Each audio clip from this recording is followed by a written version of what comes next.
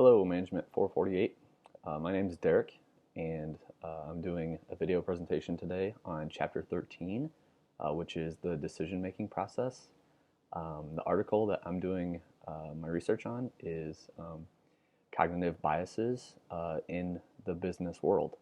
I think the article relates really well and correlates really well with the chapter, so that's kind of the reason I picked it. You know, Reading through the chapter, I was pretty intrigued the whole time with decision-making processes and how they work and stuff.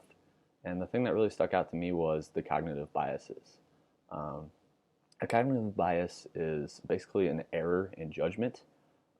It's taking your real-life experiences and your thoughts and your opinions and kind of using them to make decisions. It's not a good thing to do. It's important to avoid them and really just to know what they are and to understand them. Coming into the chapter, I had no idea what they were, but I was really intrigued and I decided to research it a little more, and that's what my presentation is going to be about today. So, dealing with cognitive biases, basically they happen because our mind takes in so much information and it's impossible to retain all the information that we take in, right? So you're going to forget some things, and sometimes our mind likes to fill those holes with our past experiences, our opinions, anything like that. And then we make judgments based off of those. And they're kind of flawed, and that's why they're called a bias, a cognitive bias, right? So just understanding what those are is very important in the decision-making process, especially in the business environment, right? You don't want leaders making decisions based off biases or anything like that. So it's very important. There's a couple specific biases that I'm going to talk about today. The three main ones that I'm going to mention are recency bias, the Dunning-Kruger effect, and frequency illusion bias. The recency bias, I'm sure everyone already knows what this one is, right? It's when you take the most recent information that you've learned or the most recent experiences that you've had and coordinate them into a new decision. This happens all the time, not just in business, but in everyday life. Recency bias is very popular, and it happens. All biases happen. It's impossible to avoid them, but there are ways to slow them down and to avoid them. But recency bias is for sure the most popular. Next is the Dunning-Kruger effect. This one's pretty interesting. It's when you, from an outside perspective, when you're not educated in something, how a process works or how something's done, and you judge it and say yeah, that's easy, I can do that, something like that. When really you're uneducated and you probably can't do that thing. Kind of put it in perspective here and use an example. Say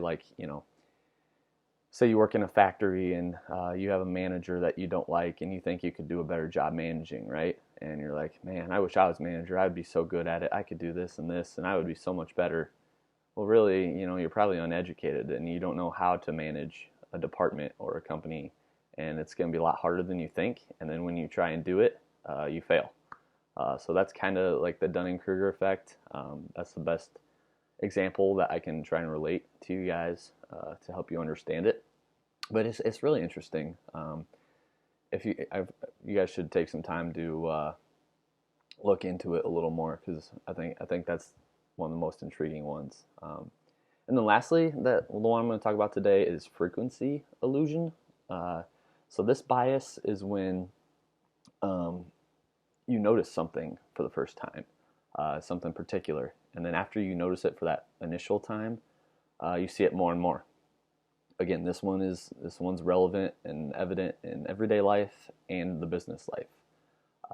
For me, the first time I noticed this bias was when I bought my new car. I bought a 2018 Nissan Altima, and when I was looking around for cars and stuff like that, I didn't really know what I wanted, and I saw the Ultima. I'm like, that thing's pretty cool. I've never seen those before. Like, and I ended up buying it. And then after I bought it, I felt like everyone had an Ultima. Like I was driving down the interstate and I would see one pass me, and then I would see one parked on the side of the road. It's like, man, maybe people did have this before and I just never noticed it, right? But once you expose yourself to something for the first time, you do notice it, and that's the frequency illusion bias.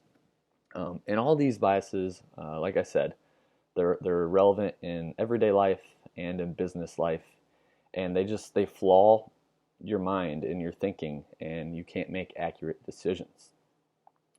So, to build on that, how do you limit the effect that these cognitive biases have on your decision making? How do you limit the negative impact? Well, there's no way to avoid it. Like I said, it's impossible. Biases are going to happen.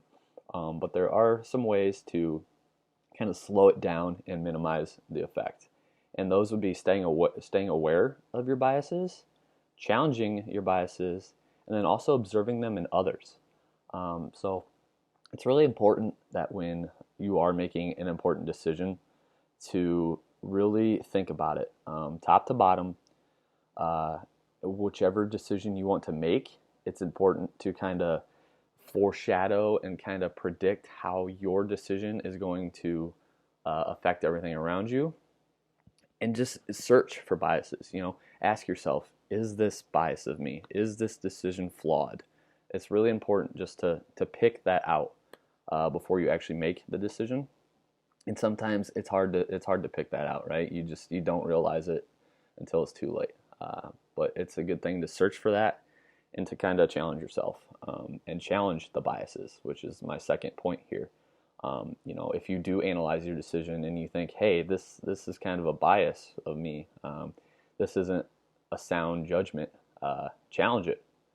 Why isn't it a sound judgment? What can you do differently? Maybe ask an outside source, like, hey, what do you think of this? Or and just really challenge your biases to help get rid of them and to not make them. And then lastly, observe biases in others. I mean, you can do this every day. Every interaction you have with people, just listen to the conversation or think about it later and just process what they're saying and just think about it and try and point out any biases that you think they might have, especially in a discussion where you're debating something or you're sharing opinions.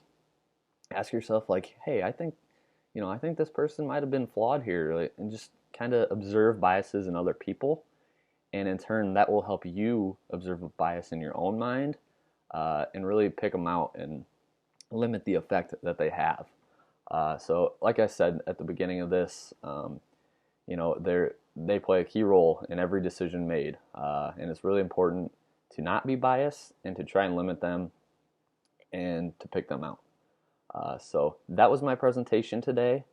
I hope you guys found this as intriguing as I did, and I hope you guys challenge yourself from here on out to challenge cognitive biases and to help limit them. So thank you for listening, and I just have 3 questions for you guys to answer here in the comments. The first question would be, what is an instance where you were guilty of a cognitive bias? Which cognitive bias do you think is most relevant in the business world? And then question 3, if you were to come across somebody who was using cognitive bias in a very large decision, how would you go about it, and how would you proceed to let them know? Thank you for listening, and have a good day.